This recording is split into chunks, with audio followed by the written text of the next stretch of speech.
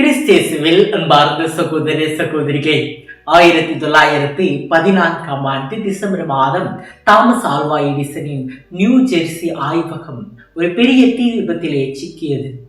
பல ஆண்டுகளாக அவர் உழைத்து உருவாக்கிய கண்டுபிடிப்புகள், ஆவணங்கள், கருவிகள் எல்லாம் அந்த நெருப்பிலே சாம்பல் ஆகின. அவரது மகன் சார்லஸ் அதை பார்த்து கதறி அழுதார். ஆனால் தாமஸ் எடிசன் அமைதியாக நின்று அந்த தீப்பிழம்புகளை பார்த்து கொண்டிருந்தார். பின்னர் அவர் மகனிடம் சொன்னார், சாம்பலானது என்ன தெரியுமா? என் தவறுகள் மட்டுமே. என் அறிவும் அனுபவமும் என்னுள் உருவான ஞானமும் எந்த தீயாலும் எரிக்க முடியாது. மறுநாளே அவர் மீண்டும் வேலையை தொடங்கினார். அந்த ஆய்வகம் சாம்பல் ஆனாலும் எடிசனின் உள்ளத்தில் ஏற்ற அந்த அனுபவம், அந்த அறிவு ஒளியாக அப்படியே இருந்தது. அது உலகையே வெளிச்சமாக்கியது. இதை போலவே இயேசு விண்ணேற்றம் அடைந்தார். சீடர்களின் கண்களுக்கு அவர் மறைந்தார்.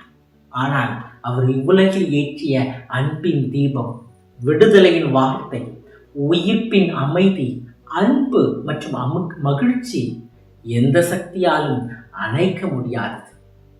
அதே தீபத்தை சுமந்து சாட்சியம் வாழ்வு வாழ இயேசுவின் விண்ணேற்ற பெருவிழாவும் இன்று இறை வார்த்தை வழிபாடும் நமக்கு அழைப்பு தருகின்றன. அன்பார்ந்தவர்களே, நீங்கள் போய் எல்லா மக்களினத்தாரையும் சீடராக்குங்கள். தந்தை, மகன், தூய ஆவியார் பெயரால் திருமுழுக்கு கொடுங்கள்.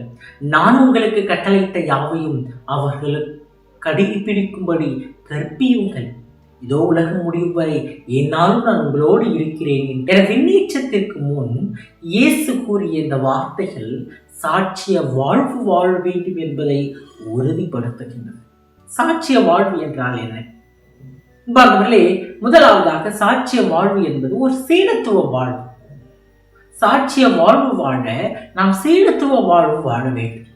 பண்டைய குருகுல கல்வி முறையில் சீடர்கள் குருக்களோடு தங்கி கல்வி பயின்றார். அவர்கள் குருக்களோடு உடன் இருந்து அவர்களுக்கு செவி கொடுத்து அவர்கள் சொல்லுவதையெல்லாம் செய்து கல்வியை பயின்றார்கள்.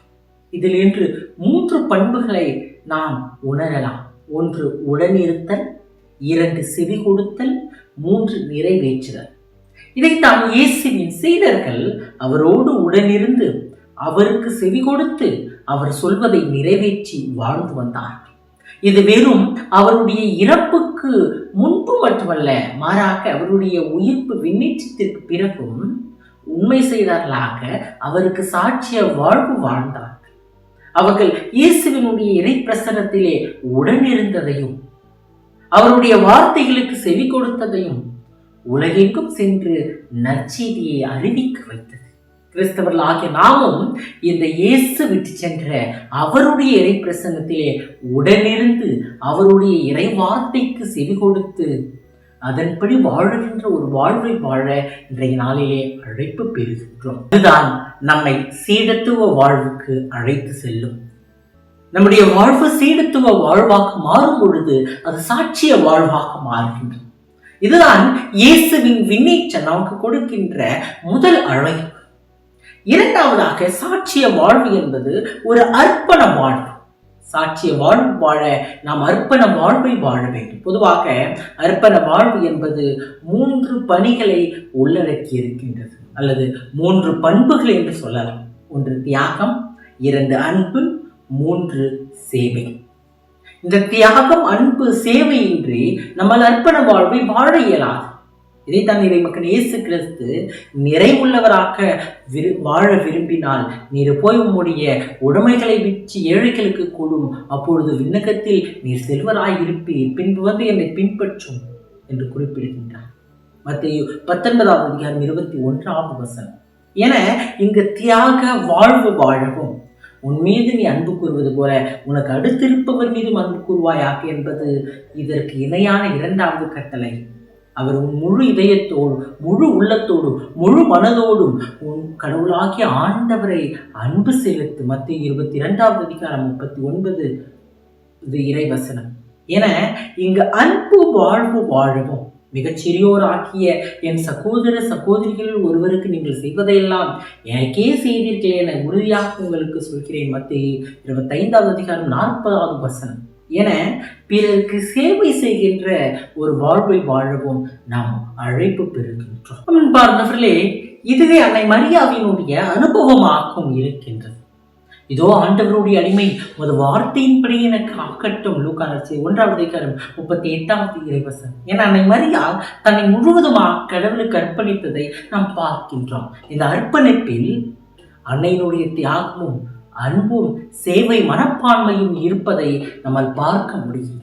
அன்னையை போல விண்ணேற்றம் அடைந்த இயேசுவினுடைய அழைப்பை நாம் ஏற்று வாழ அழைப்பு பெறுகின்றோம். அன்னை மரியா, திருத்தூதர்கள், சீடர்கள் மற்றும் திருவையினுடைய புனிதர்கள் இத்தகைய ஒரு சாட்சிய வாழ்வு வாழ்ந்தார்கள் என்றால் அவர்களின் தியாகமும் அன்பும் சேவை மனப்பான்மையும் இருந்ததே காரணமாக அமைகின்றது.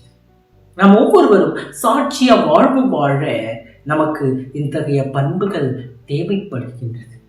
சீடர்கள் தங்களுடைய வாழ்வில் இத்தகைய ஒரு சாட்சிய வாழ்வு வாழ இயேசுவின் உயிர்ப்புக்கு முன்பும் பின்பும் தங்களையும் முழுவதுமாக அர்ப்பணித்தார்கள்.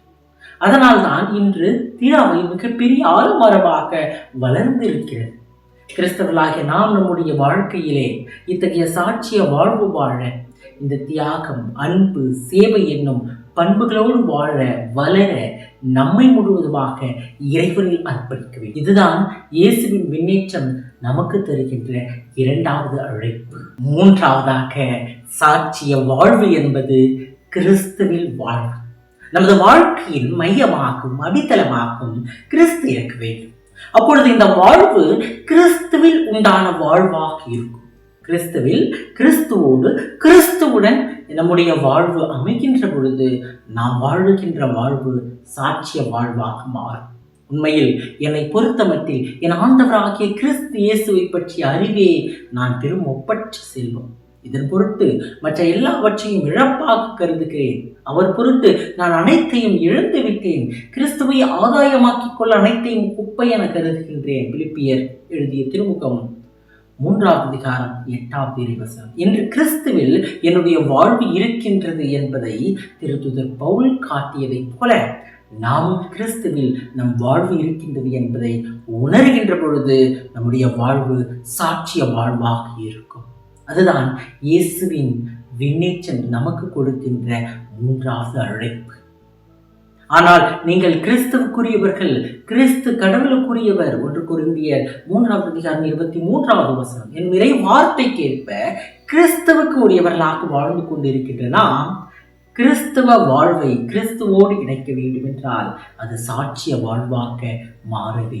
அன்பார்ந்தவர்களே, இன்றைய விண்ணேற்ற பெருவிழா நமக்கு தருகின்ற அழைப்பாம் இந்த சாட்சிய வாழ்வு வாழ இந்த 3 விதமான அழைப்புகளையும் வாழ்வையும் நமதாக்க வேண்டும். சாட்சிய வாழ்வு என்பது ஒரு சீடத்துவ வாழ்வு. சாட்சிய வாழ்வு என்பது ஒரு அர்ப்பண வாழ்வு.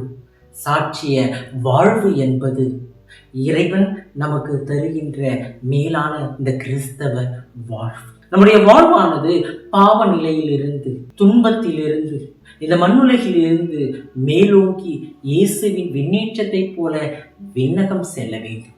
கிறிஸ்துவோடு நம்முடைய வாழ்வை இணைத்துக் கொள்ள வேண்டும். அப்படிப்பட்ட ஒரு வாழ்வையே தான் நாம் சாட்சிய வாழ்வு என்கின்றோம். அன்பர்களே, நம்முடைய அன்றாட வாழ்க்கையிலே திருச்சபை நமக்கு தருகின்ற திருவரு சாதனங்களிலே முழுமையாக பங்கெடுத்து அதிலே நாம் நாளும் வளர்கின்ற பொழுது, அந்த பக்தி முயற்சிகளிலே நம்முடைய விசுவாசத்தை நாம் வெளிப்படுத்துகின்ற பொழுது நம்முடைய வாழ்வு தொடர்ந்து இந்த இயேசுவுக்கு சான்று பகரக்கூடிய வாழ்வாக மாறிக்கொண்டிருக்கின்றது. அன்பர்களே, இரவு வானில் ஒளிரும் விண்மீன்களை நாம் பார்க்கும்போது அவை நம் கண்களுக்கு மிக அழகாகவும் நெருங்கியும் தெரிகின்றது. ஆனால் உண்மையில் அந்த விண்மீன்கள் நம்மிடமிருந்து பல கோடி ஒளி ஆண்டுகள் தொலைவில் இருக்கின்றன. இன்னும் ஆச்சரியமான உண்மை என்னவென்றால், நாம் இப்போது காணும் அந்த ஒளி ஆயிரக்கணக்கான ஆண்டுகளுக்கு முன்பாக விண்மீன் வெளியிட்ட ஒளி.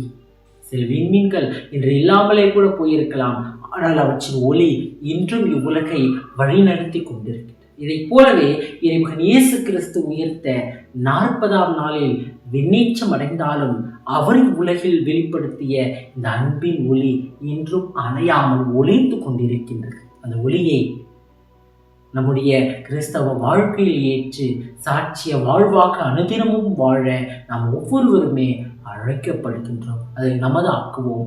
இறைவன் நம்மை ஆசீர்வதிப்பார்.